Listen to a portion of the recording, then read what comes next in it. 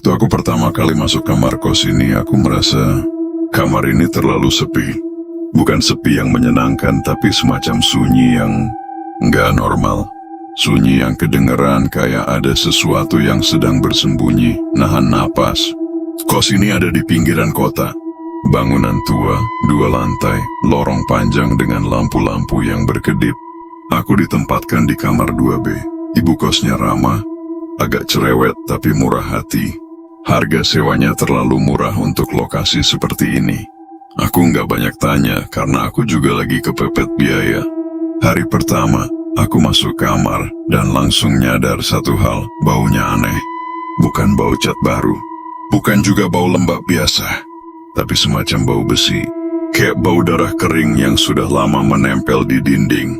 Tapi aku pikir, ya udahlah, mungkin sisa dari perabotan lama. Aku bersihin, buka jendela, nyemprot ruangan pakai pengharum.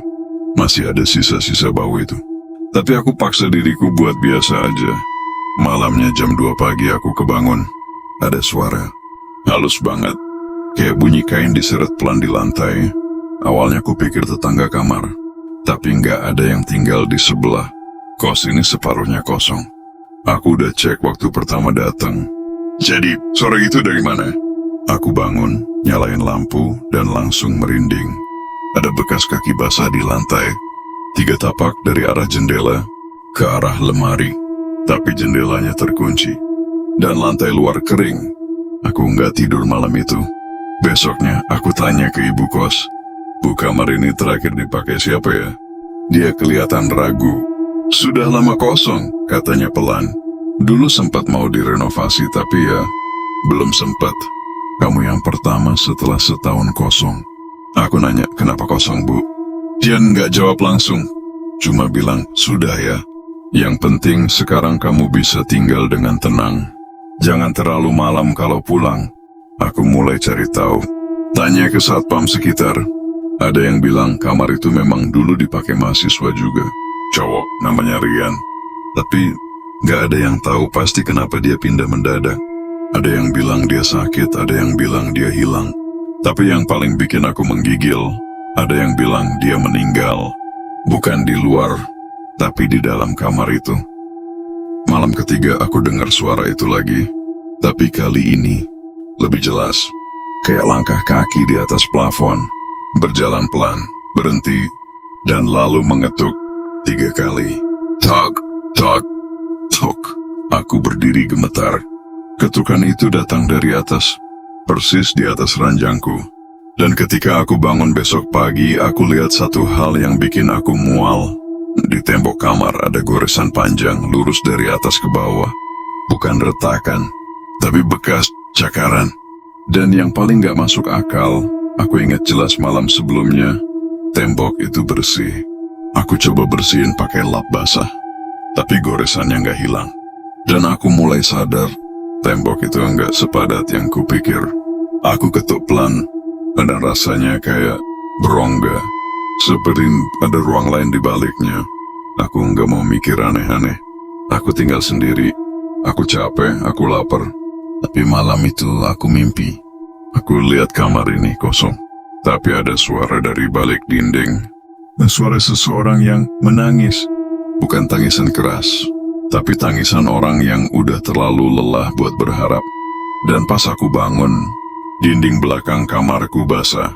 Bukan bocor, tapi kayak ada sesuatu yang menetes dari balik tembok. Hari itu aku putuskan untuk membongkar dinding itu. Aku nggak bisa tidur.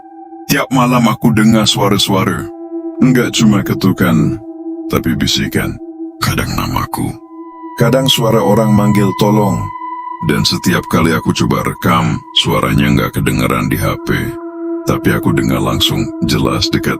Ada dari dalam dinding. Aku sewa alat dari toko bangunan. Palu kecil, linggis, senter kepala.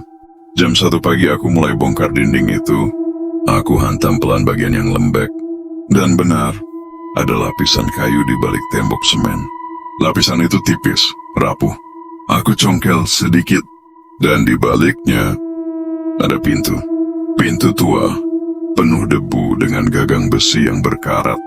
Dan dari celah bawah pintu, Keluar udara hangat, bau dan lengket. Aku nggak tahu apa yang dorong aku buat buka pintu itu. Tapi aku putar gagangnya dan pelan-pelan dorong masuk. Dan yang kulihat, kamar kecil, semacam ruang rahasia. Gelap, pengap dan bau busuk menyengat. Ada kasur kotor di lantai, ada boneka rusak di sudut dan jejak darah di dinding. Aku mau mundur tapi senterku nemuin sesuatu. Di tembok ruangan itu ada coretan dengan darah atau sesuatu yang seperti darah. Aku masih di sini. Dan di sudut ruangan ada seseorang duduk membelakangi pintu. Rambut panjang, tubuh kurus, diam, tidak bergerak. Aku mundur pelan, tapi saat kakiku menyentuh ambang pintu, dia berbalik. Mukanya bukan muka manusia, pucat, mulut sobek, bola matanya penuh darah. Dan dia buka mulut. "Kamu, pengganti." Aku lari keluar kamar, turun tangga, tapi pintu depan tidak terbuka, seolah terkunci dari luar.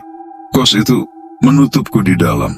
Aku berteriak, tapi tidak ada yang bangun, seolah semua penghuni sudah pergi atau tidak pernah ada.